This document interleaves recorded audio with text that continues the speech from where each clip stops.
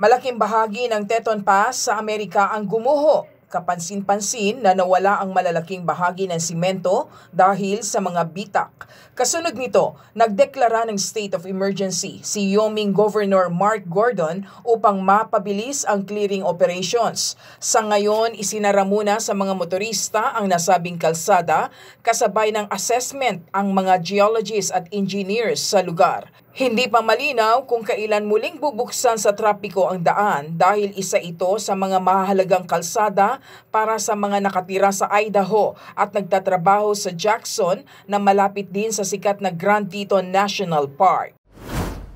Nakatakdang makipagkita si Pope Francis sa mga sikat na komedyante tulad nina Jimmy Fallon, Conan O'Brien at Whoopi Goldberg sa Vatican sa darating na June 14. Sa pahayag ng Holy See Press Office, kabilang ang mga nasabing artista sa 100 entertainers na makakapulong ng Santo Papa.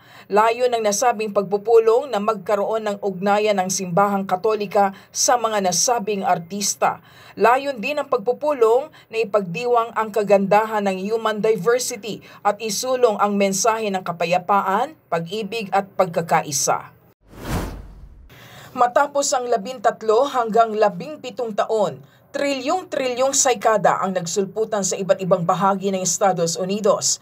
Ayon sa entomologist ng Smithsonian's National Museum of Natural History, nananatiling misteryo pa rin bakit humaba ang life cycle ng mga saykada kung saan dagdag rin dito ang reaksyon sa matinding pagbabago ng temperatura. Kalimitang sumusulpot ang mga saykada sa lupa sa oras umabot sa 64 degrees Fahrenheit ang temperatura ng lupa. Isa rin ang saykada sa mga masusustansyang pinagkukunan ng pagkain ng mga hayop tulad ng mga ibon.